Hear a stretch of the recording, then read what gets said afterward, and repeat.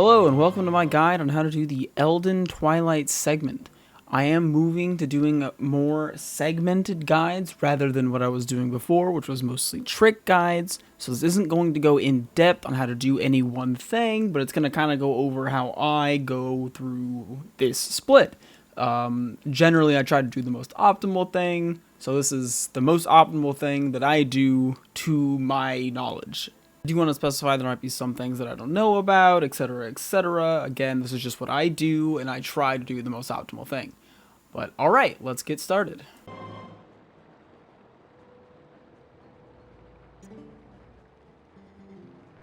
So to start us off, we're going to want to turn around and head to the graveyard.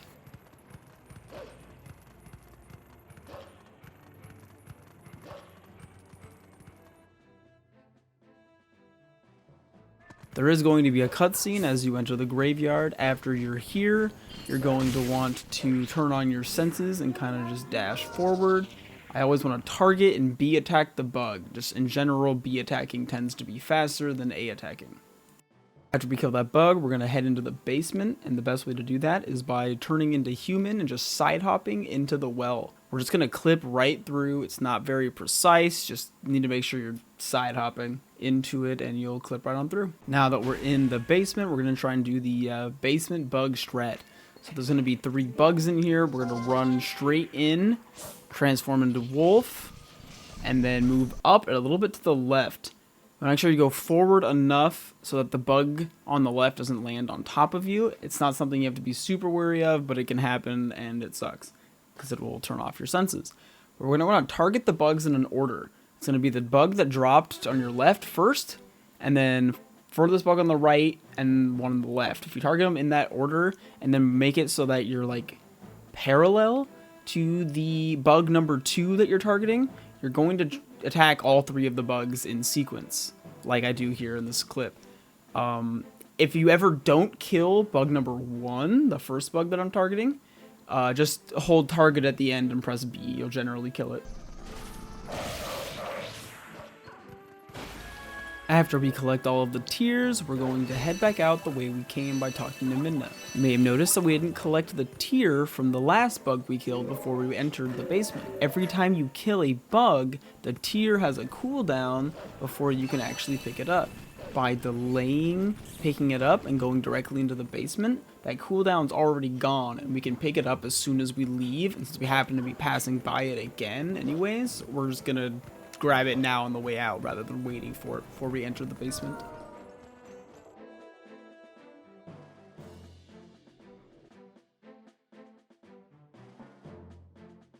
Now that we're in this house here, there's a little strat that you can do to make the bug come down to us rather than us up to the bug. We're going to hold left, press B once to hit the wall, then hit X to turn on our sense, and mash L button. By targeting the bug over and over again, for whatever reason, it makes the bug come down to us, and then we're going to kill it and proceed to leave the room. There's only 1 bug in here, and this works every time. This attempt was even slower than normal. I think I made a small mistake. Normally, if you do it right, the bug will come straight down to you.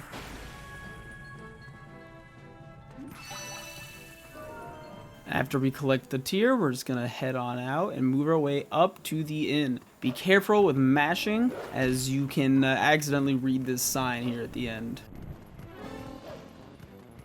Now we are entering the inn. The first thing that we're going to want to do is mash the B button, which will make us do like an attack. And after we do the attack, we're going to like grab the edge of the ledge here. And then by mashing A, we'll fall and conveniently land on a stick and pick it up.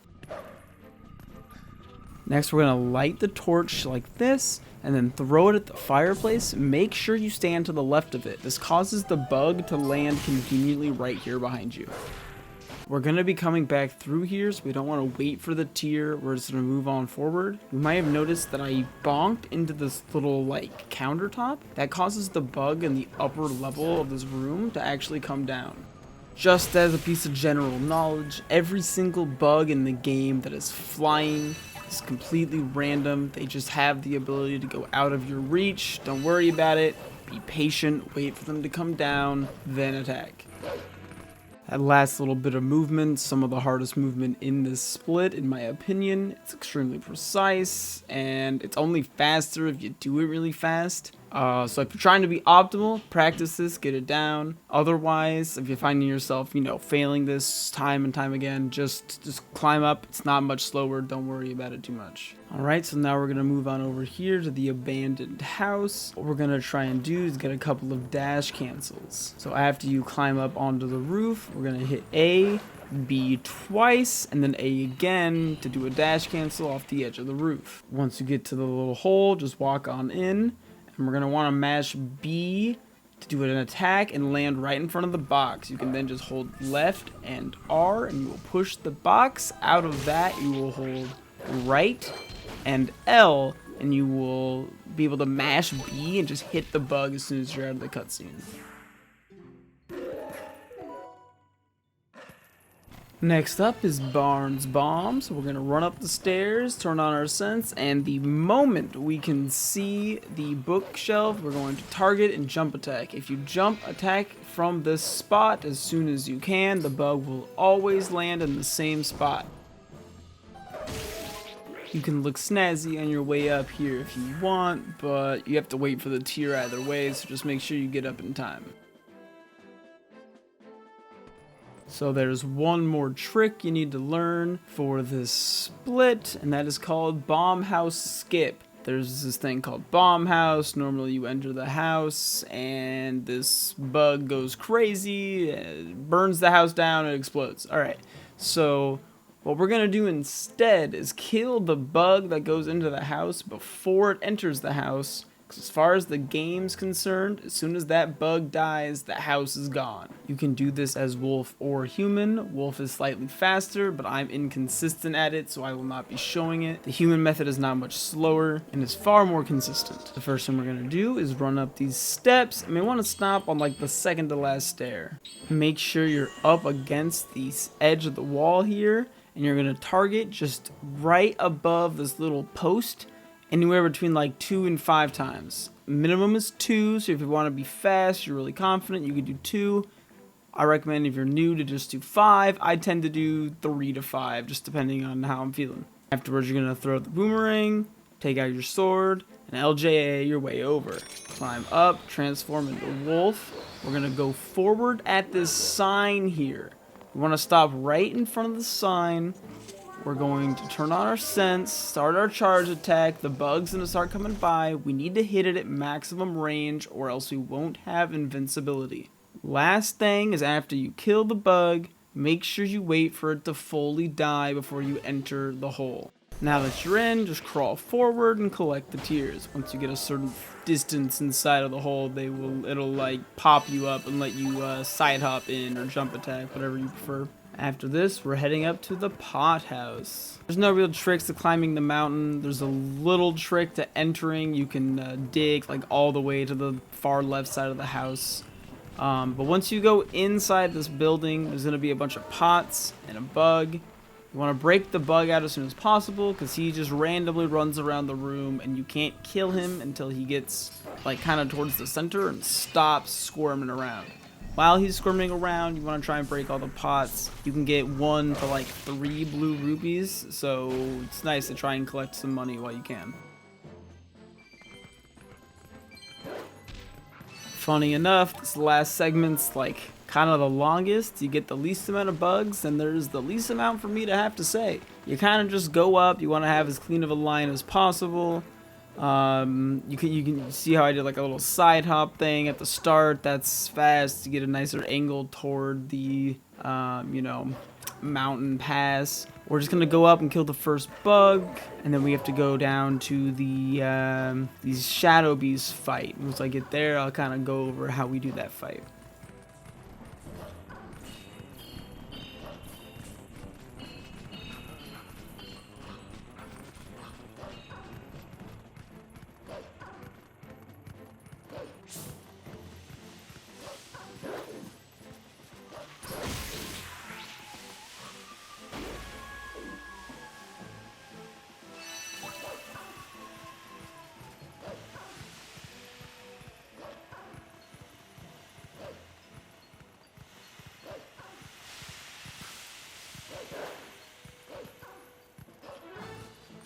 Alright, now that we're finally here, we're going to want to run up to this guy on the left, kill him, go inside this little cubby and kill the second guy, and then we're going to go kill the last two guys sitting out in the back.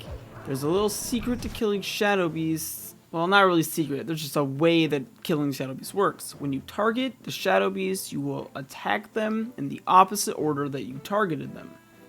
So you want to make sure you target the beast that's furthest away from the wall second, so that you hit him first and then go back towards the wall. This will keep you from hitting the wall after killing the first beast and having them all respawn. It saves a lot of headache just keeping this in mind.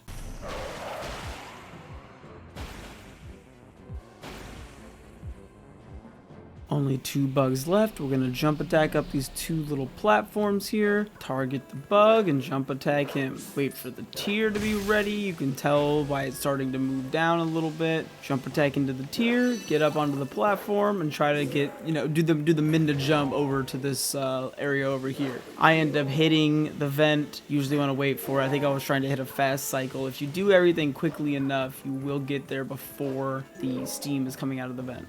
Funny enough, with this second jump, even if the steam is coming out of the vent, you won't get hit. This little lip here can trip you up, so you want to dash a little bit to the left so you don't bonk into it. And then I do a B hop down here, charge B. I want to try and get just the bug in. Sometimes the cargo rock gets you, sometimes the little squid thing gets you. This bug is just annoying. Kill it.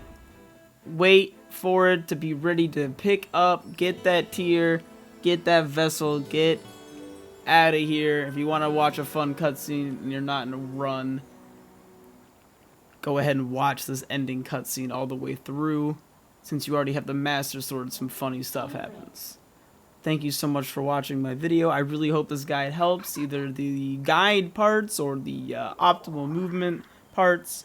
This is a new thing for me. I'm trying my best. And yeah, thank you so much for watching. Please do subscribe. I really appreciate it. Peace out.